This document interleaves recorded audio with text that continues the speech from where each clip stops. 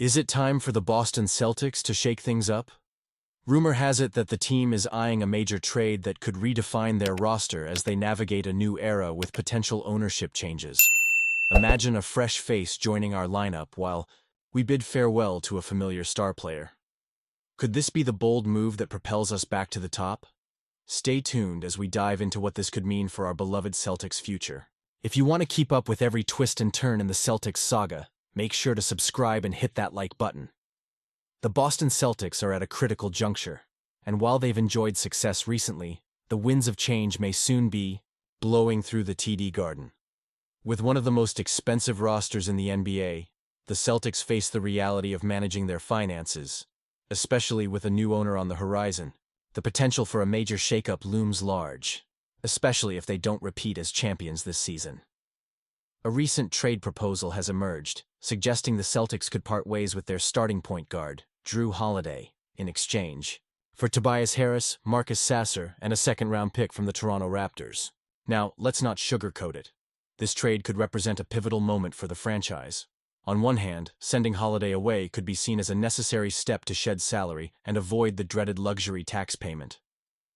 At 34 years old, and with 2 years left on his contract, Holiday's performance this season has raised eyebrows. Averaging just 10.7 points, 4.3 rebounds, and 3.6 assists per game, he's not the offensive juggernaut we've come to expect from him. If the Celtics are looking to move on, this summer might be the best opportunity to do so. But let's consider the implications of this move. Bringing in Tobias Harris, who's averaging 13.9 points and 6.1 rebounds, would certainly bolster the wing position. While he might transition into a sixth-man role, he offers versatility and experience that could be invaluable as the Celtics look to maintain their competitive edge. Plus, adding Marcus Sasser could inject some youth into the bench, potentially filling the void left by Peyton Pritchard as he steps into a more prominent role. However, I've got to be honest. While Harris and Sasser have their merits, I can't help but feel that the Celtics might benefit from pursuing a more effective guard in return for Holiday. The depth chart is looking solid, but there's always room for improvement, especially if we want to keep pace with the elite teams in the NBA. And let's not forget the emotional aspect of these decisions. As a passionate Celtics fan, the thought of moving on from a player like Holiday, who has been a key piece of our puzzle, stings a bit. Do you think this was the best decision? Honestly, I'm torn. On one hand, I understand the financial implications and the need to get younger, but on the other, I can't shake the feeling that we might be losing an integral part of our championship DNA. This is where the debate gets juicy. What does this mean for our chances moving forward? It's a balancing act, maintaining competitiveness now, while setting the stage for future success. If the Celtics can pull off this trade and find the right pieces to fill the gaps, they could be laying the groundwork for a brighter future. As we look ahead, I want to hear from you. And you? What do you think? I want to hear your opinions down below. Are you excited about the potential of this trade? Or do you think the Celtics should hold on to Holiday and ride it out? Kristaps Porzingis has been out for 2 weeks, and as a diehard Boston Celtics fan, I can't help but feel the weight of his absence.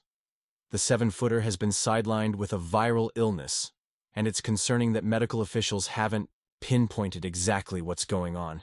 I mean, we're talking about a player who was supposed to be a pivotal piece in our title defense, and now we're left in a bit of a limbo.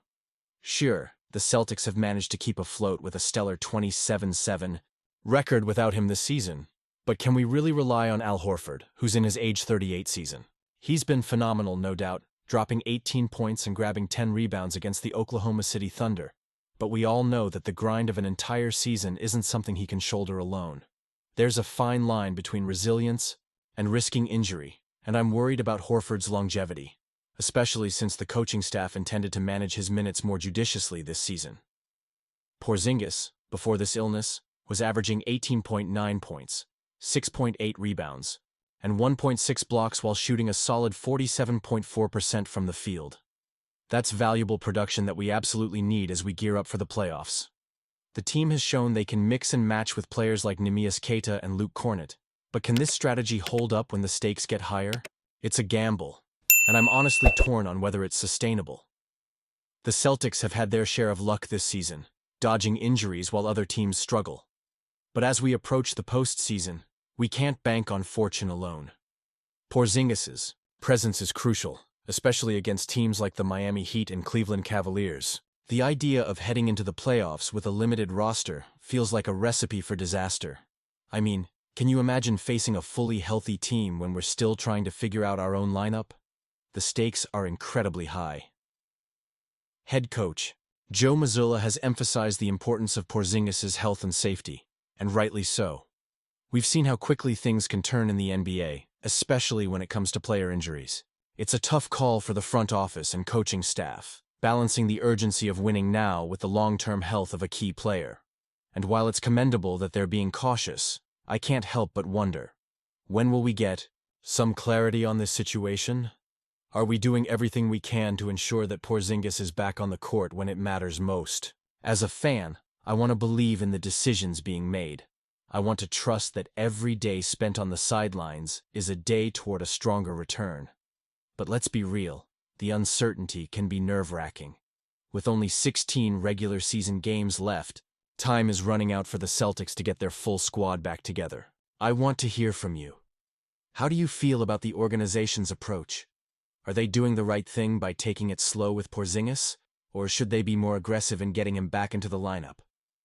And you, what do you think? I want to hear your opinions down below. Let's discuss whether our current strategy is enough to keep our championship hopes alive. The time is now to rally together as fans and share our thoughts on this critical moment in the season.